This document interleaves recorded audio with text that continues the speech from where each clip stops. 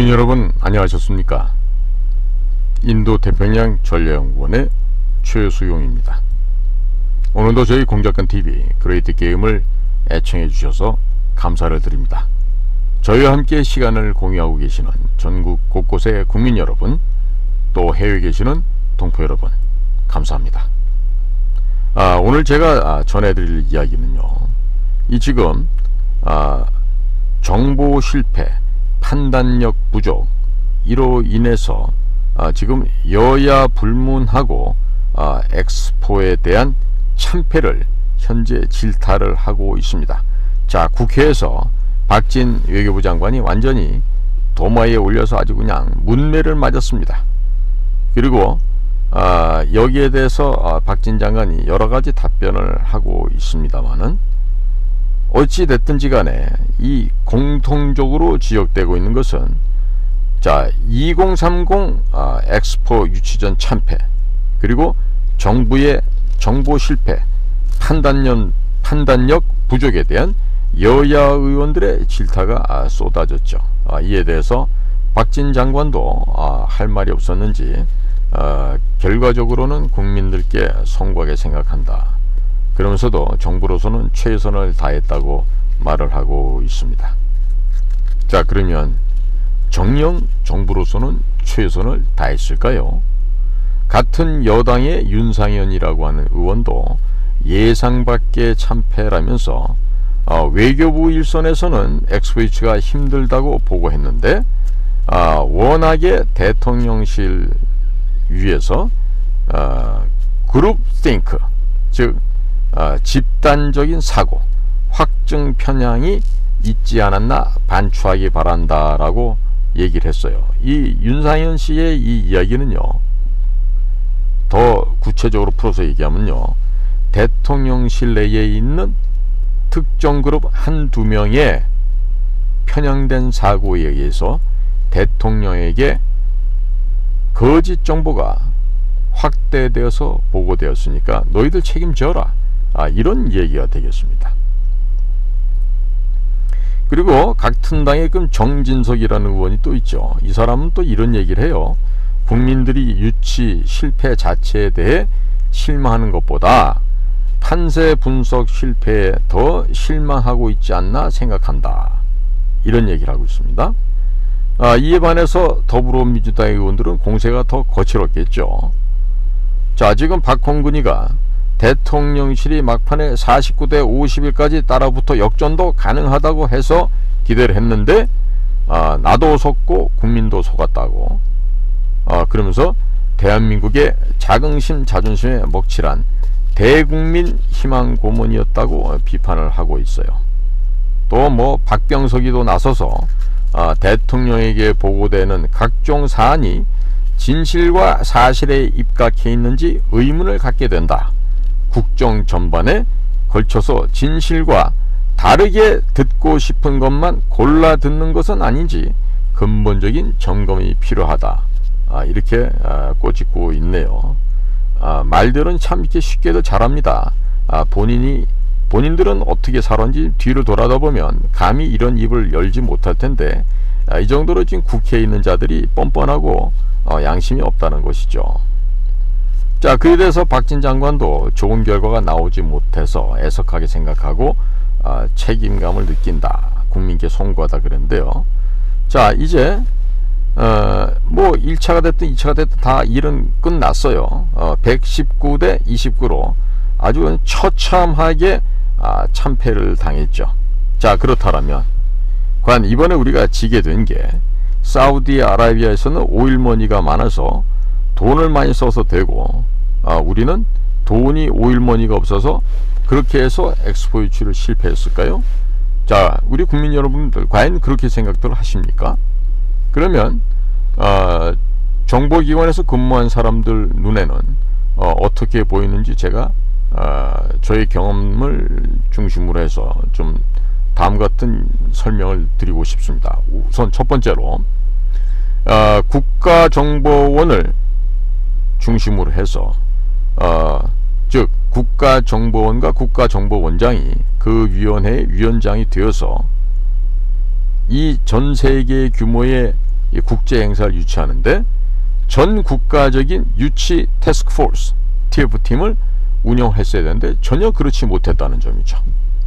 자, 그리고 두 번째로는요, 은밀한 수면 하에서의 물밑 공작을 병행을 해야 되는데 전혀 그런 물밑 공작을 병행하지 않았죠. 그리고 오직 보여주기 식의 외화 내빈한 그런 외교적인 활동에만 추진을 했다는 것이죠. 이게 뭐예요? 책상머리 물림을 했다거나 책상에서 배운 지식을 가지고 현장에까지 억지로 견강부회했던 이런 철없는 애들의 장난으로 인해서 이런 처참한 결과가 나왔다고 보는 것입니다. 그리고 세 번째로는요, 전라도 종북 좌파 민주당의 내부 반대 및 국민에 대한 분열 책동이 그 주된 원인이 되겠습니다. 그리고 네 번째는 국민들에 대한 엑스포 개최에 대한 필요성, 이 절박성을 국민들 상대로 설득을 해야 되는데 그 설득이 대단히 부족했다. 이 점을 강조하지 않을 수가 없습니다. 1988년도 서울올림픽 유치, 하다못해 김대중이가 돈을 써서 받은 노벨 평화상 수상, 또 2002년 월드컵 유치 등 모든 국제적인 큰 행사 시에는 국가정보기관이 중심이 되어 태스크포스 TF팀이 운영되었기 때문에 성공했던 전례들이라고 하는 것을 강조합니다. 즉, 은밀한 뇌물살포, 반대급부, 지금 약속 등이 병행이 되어서 물밑에서 일을 만들어내고 또 밤중에 일을 만들어야 되는데 그런 일을 전혀 하지도 못했고 꿈도 꾸지 못했다고 하는 이런 창피한 일이 있었다는 것이죠. 그리고 문재인이가 있었던 당시 서훈이라고 하는 자가 국가정보원장을 하면서 이 서훈이가 문재인의 명을 받아서 자발적으로 국내 부서를 폐지해 버렸습니다. 자, 그로 인해서 이빨 빠진 호랑이가 됐죠. 아닙니다. 이빨 빠진 고양이로 전락을 해버렸는데, 자, 국가정보원이 빠진 국정운영에서 결국 실패를 거듭하고 있죠. 자, 오늘도 계속해서 죽을 쓰고 내일도 죽을 쓰고 계속 죽통에 빠져 있게 버리게 될 것입니다. 그 극명한 사례로 뭐가 있었죠? 전북 잼버리 사태, 이태원 사태. 이 이태원 같은 사태는요, 제가 벌써 이봉규 씨하고 대담을 하면서 두 달 전에 가을에 심각한 소요 사태가 벌어지니까 유의해야 된다라고 몇 번이나 강조를 했어요. 그런데도 아무것도 안 하고 손 놓고 있었죠. 그리고 이번에 있었던 엑스포 유치 실패, 그리고 우리 국가에 지금 만연되어 있는 국론 분열 상태, 그리고 각 부서 및 지방자치단체 부정부패 만연, 그리고 공무원들의 복지안동, 복지부동만 하고 있는 무사한 일이 완전히 이제 하나의 고착화되어 있다, 만연되어 있다, 이런 점을 구체적인 사례로 들 수 있겠습니다. 자, 그러면 이와 같은 사태 속에서 해결책을 만들어야 될 거 아니겠습니까? 해결책이란 게 뻔하죠. 국정원, 그러니까 국가정보기관이 국내 부서의 업무가, 국내 조정관 업무 및 국내 정보 수집 업무가 있어요. 반드시 국내 부서의 역할을 조속하게 부활시켜야 됩니다. 자, 그리고 이러한 우리 비밀 요원들이 활동에 따른 그 합법적인 근거를 제공해 주기 위해서 법적 제도적 근거를 제공을 해야 되겠죠. 자, 그리고 VIP, 즉 대통령 아닙니까? VIP의 국정 과제를 제대로 이행하고 있는지, 부정부패는 없는지, 또 행정부, 지방자치단체 등에 대한 전방위적인 수시 감사와 조정 견제를 통해서 감찰 활동을 강화시켜야 되겠습니다. 그래서 과거 우리가 군과 경찰과 검찰이 다 함께 참여했던 국정원 중심의 관계기관 대책회의가 부활되어서 이 나라에 지금 영을 바로 세우고 결기 있는 대한민국 사회로 바꿔야 하겠습니다. 그 다음에 크게 본다면요, 국가정보기관의 해외 및 대북 공작을 활성화해야 한다는 점을 강조를 아니할 수가 없습니다. 자, 이를 실현하기 위해서는요, 우선 예산 지원을 현실화해서 지금보다는 10배에서 100배 이상 예산을 지원을 해야 되겠고요. 그리고 공작을 직접 운영할 때에는 김명란법 등에 대해서 예외 규정을 법률로 제정해서 우리가 공작 대상자들에게 우리가 밥을 사고 술을 사고 할 때는 이러한 그 제한이 없도록 바꿔야 할 것입니다. 그리고 대북공작, 해외공작 태스크포스를 각각 별도로 구성을 해서 어떠한 문제점이 존재하고 있는가, 각각의 문제점을 색출해내고, 그리고 이를 해결하기 위해서는 어떠한 대책과 개선 방안이 필요하다는 것을 반드시 도출하고 그것을 확행해야 될 것입니다. 그리고 전 국가기관을 상대로 지방자치단체 포함해서 특히나 행정부 내에 있는 문제의 인물들을 색출하고, 그리고 이들에 대한 조직으로부터의 퇴출, 그리고 강력한 징계, 처벌을 적극적으로 시행을 해야 하겠습니다. 자, 근본 이 발생했던 2030 부산 엑스포 유치 실패는요, 현재 대한민국이 처해 있는 위기 상황을 여러 가지 측면에서 복합적으로 보여주고 있다, 이렇게 말씀을 드릴 수가 있겠습니다. 따라서 이제는 말뿐이 아닌 제도된 걸 해야 되는데, 제 방송에서 누차 얘기를 했지만 대통령께서 지금 현재 우리 국내에 산적한 이 난맥상을 해체해 나가는 데는요, 제가 일찍이 말씀을 드렸어요. 뭐 하면 된다 그랬죠? 국법 질서를 바로잡는다. 공정과 상식을 본인께서 지금 한다 그러지 않았습니까? 그러면 공정과 상식, 법치, 원칙, 이것들이 적용되는 사회가 되려면 뭐가 돼야 되죠? 올바른 기준점이 있어야 되죠. 그 기준점이 뭐라 그랬어요? 2020년 4월 15일에 있었던 총선에 대한 잘잘못을 밝히는 거라 그랬어요. 자, 그러면 현재와 같은 난맥상들이 사라진다고 했습니까, 안 했습니까? 그동안 문재인 정권 5년 동안에 만들어놓은 수많은 가짜 법안들, 시행령, 세칙, 규칙 등등을 일거에 다 소멸시켜버릴 수가 있죠. 그리고 현재 국회를 180석 이상 차지하고 있는 저 입법부의 난동, 만행을 그냥 일거에 해결할 수 있는데 그 어떠한 것도 하지 않았습니다. 자, 이제는 그들에게 내 이 목에다가 목걸이를 걸어놓고 그 목줄을 저 불법 세력들에게 넘겨줬어요. 자, 그러다 보니까 매일마다 나오는 얘기가 뭡니까? 대통령 탄핵 이야기가 나옵니다. 영부인에 대한 특검 얘기가 또 나오고요.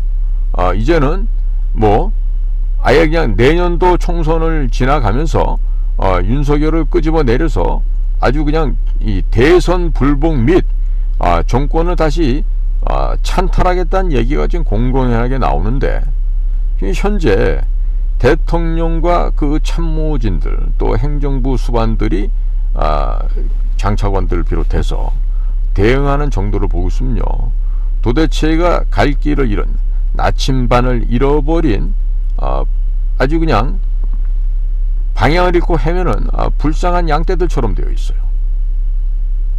셰퍼트라도 몇 마리 있으면 좋겠는데 전부 다 양들이 돼서 사자나 호랑이 같은 것은 기대할 수가 없죠. 제가 분명히 여러 차례 강조를 했습니다. 대통령께서 목숨을 걸고 배쇄진을 친 이후에 거짓과 잘못을 밝혀내시면 된다 그랬어요. 어렵지 않아요. 그런데 지금 박영수 하나, 저 쓰레기만도 못한 인간 하나 구속시키는데 그건 1년 반이 걸리지 않았습니까? 왜 그랬을까요? 왜? 자, 지금 서초동 그 법원과 검찰청 주변에서는 박영수 하나를 구속하게 되면은 검찰청 간부의 한 작게는 40%, 많게는 한 60-70% 정도가 옷을 벗어야 된다고 할 만큼 검찰 조직 내에 부정부패가 심각했다는 얘기죠. 자, 그러니까 지금 특수부 출신의 검사들을 동원해서 조사를 했는데 지금 이재명이 하나 구속을 못 시키고 있죠. 자, 그러니까 지금 국민들께서는 야, 이것도 무슨 나라냐? 이런 짓거리 하라고 당신을 대통령으로 뽑아준 줄 알아? 왜 국민이 하라고 요청하는 건 하지 않고 있어? 뭐야? 문재인 이중대 아니야? 이 주변에 이 보수 우파의 어른들은 또 청년층 장년층도 마찬가지예요. 아니 검찰총장 출신이라고 뽑아놨으면 이재명과 같은 악의 무리들을 다 쓸어버리고 국가의 법치를 세울 거라고 기대를 했죠. 근데 지금 이루어진 게 아무것도 없잖아요. 그 내년에 지금 총선이 점점 다가오고 있어요. 그럼 어떻게 총선 이기려고 하죠? 법대 동창생 중앙선관위 사무총장 앉혀놓고 예전에 양정철이가 이해찬 등등과 함께 해먹었던 방식으로 사전투표 그대로 이용하면서 이번에 거꾸로 국민의힘에게 유리한 식으로 소위 투표상에서 모종의 지금 마술을 하려고 그런 겁니까? 그럼 큰일 난다 그랬죠. 제가 늘 말씀드리잖아요. 자, 죽건 살건 간에 거짓말 앞에서는 타협이 있다 없다? 없습니다. 목에 칼이 들어와서 모가지가 잘려 나가는 한이 있더라도 우리는 거짓을 말하면 안 되죠. 정직해야 되죠. 자, 정직하지 못하게 살다 보면요, 죽어서도 영원한 불덩어리 지옥으로 떨어지게 돼 있어요. 자, 그러면 지금 대통령과 대통령 주변에 에워싸고 있는 뭐 십상시라고 하는 그런 간신들 환관들이라 하더라도 정직해야 되죠. 그런데 정직하지 못하면 어떻게 됩니까? 패망이에요? 멸망이에요? 죽음밖에 없습니다. 자, 그러면 대통령과 대통령을 옹이하고 있는 대통령실 직원들과 국가정보원 국가안보실 이런 데에 계신 분들은 대통령의 눈과 이를 속이고 함께 죽어볼 참인가요? 왜 정직하게 일을 못합니까? 왜?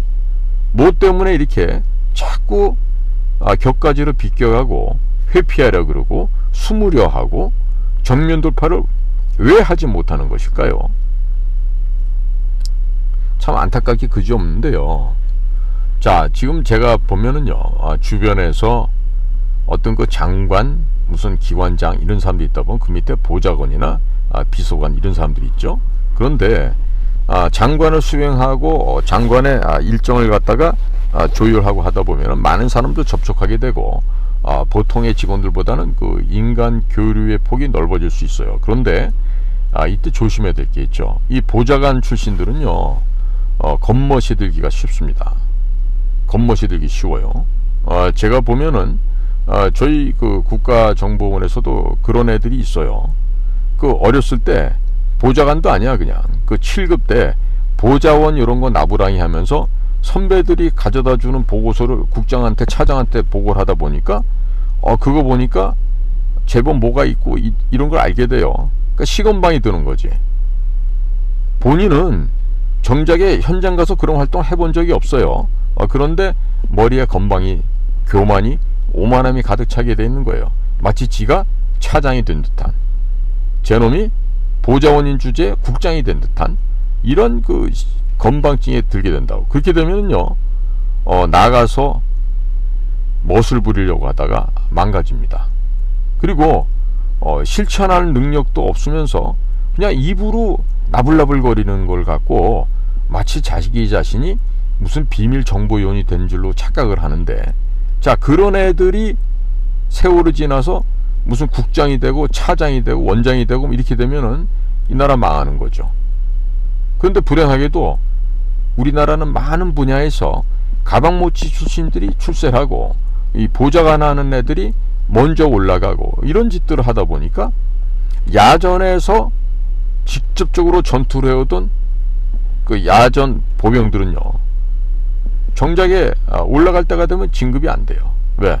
그럼 방 안에 앉아가서 나불나불 입으로 짓거리고 십상시 역할을 하는 애들이 먼저 자리를 차지하기 때문인 거죠.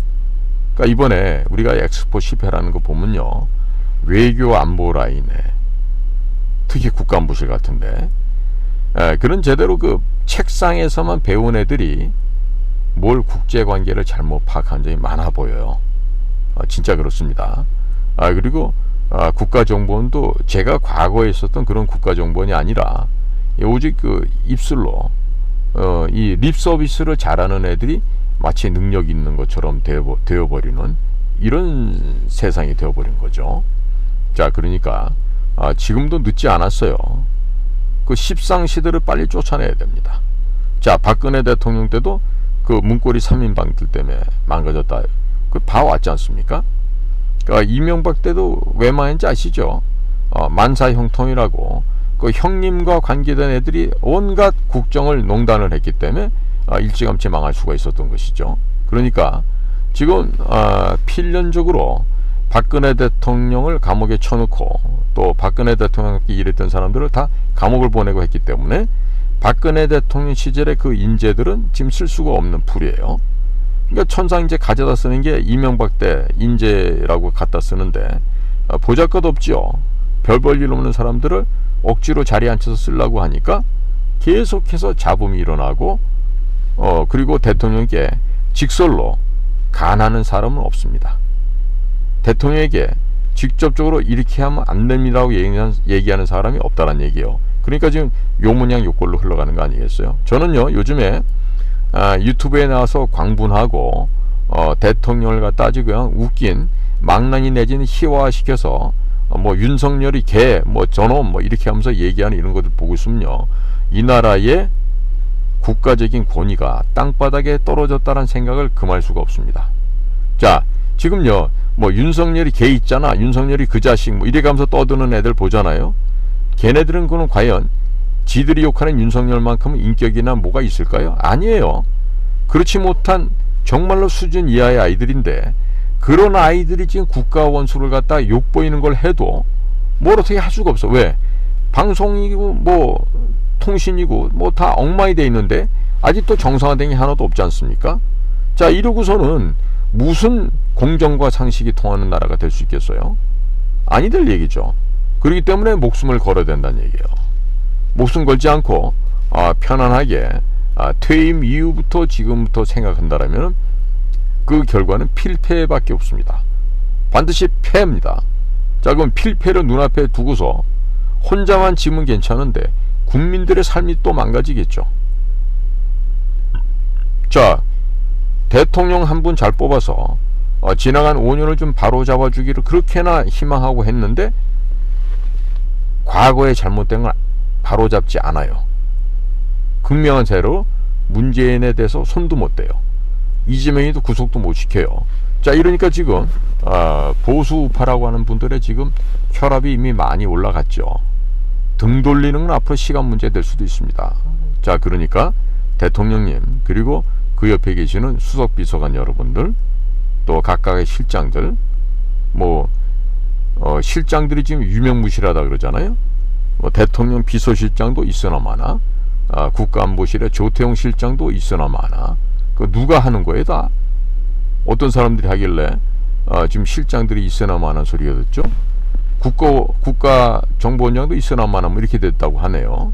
자, 그러니까 이 모든 것에 대해서 대통령의 눈과 귀를 막고 있는 박근혜 대통령 시절의 3인방 같은 문고리 3인방 같은 현재는 문고리 1인방 아니 문고리 2인방 이게 있나요 지금도? 그렇다면 빨리 그 문고리를 도끼로 찍어서 파내야 되겠죠. 안 하면은 전부 같이 갑니다. 갈 데가 뻔해요. 어디 가겠어요? 의왕에 있는 서울구치소밖에 없어요. 그러니까 정신들 바짝 차리시기 바랍니다. 자, 오늘도 저희 공작관 TV 그레이트 게임을 경청해 주셔서 감사를 드립니다. 안녕히 계십시오.